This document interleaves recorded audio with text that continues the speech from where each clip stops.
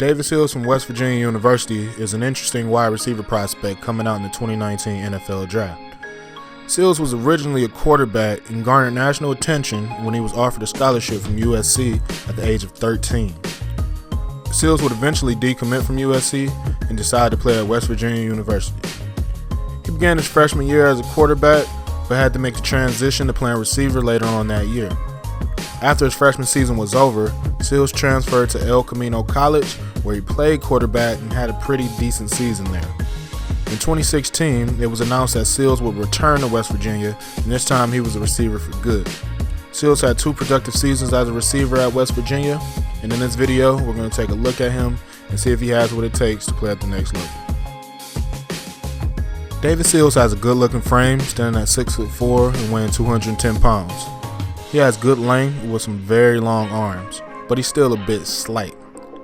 He can stand to add a bit more weight and a bit of muscle to his frame, but overall, Sills' frame is pretty good for a receiver in today's NFL. Sills displays very solid hands on film. He's a natural pass catcher and looks to be very confident in his hands. He's more of a hands catcher than a body catcher, which is good, and he does a good job of keeping the ball away from his frame. I think Sills' long arms and big hands help him tremendously in this area. He plucks the ball out of the air without too much difficulty. He's a guy that has the length to have a big catch radius, but I'm not sure he has the type of athleticism and the ability to make a diverse range of catches at different angles. Sills is above average in jump ball situations. He shows some good things, but there are also some kinks that need to be worked out in this area of his game. As I mentioned before, he's got a pretty good frame, and because of his frame, he's at a natural advantage against most DBs that he'll be lined up against. So in a lot of situations, he can just go up and catch the ball over them. However, Sills does not have great athleticism or body control. That makes it a lot easier for DBs to defend him in these situations, even though he does have that height advantage. He doesn't appear to be very strong or physical either. It becomes tougher for him to disengage and establish position against DBs to attack the ball in the air. Also, don't think he's overly aggressive when the ball is in the air, like a J.J. Arcega-Whiteside or a DK Metcalf, who are both very good in this area. Both of those guys are physical enough to establish position against DBs. They also have great body control, so they can adjust on the fly to balls that aren't necessarily perfectly thrown. Sills is not a speed guy out there at receiver.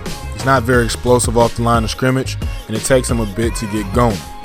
Once he does get going, his downfield speed is not very impressive.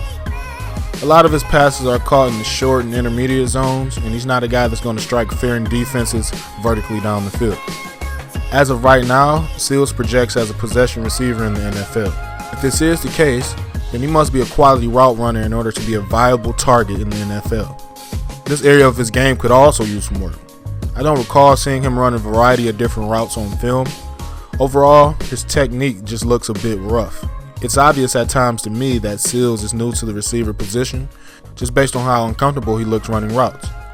He runs a bit high, and with him being a taller guy, it's going to be difficult for him to sink his hips and get out of his breaks.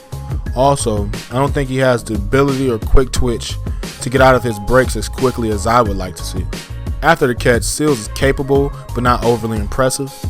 He just doesn't have the necessary change of direction skills or shiftiness to make guys miss in the open field. He also doesn't have the speed to outrun very many guys.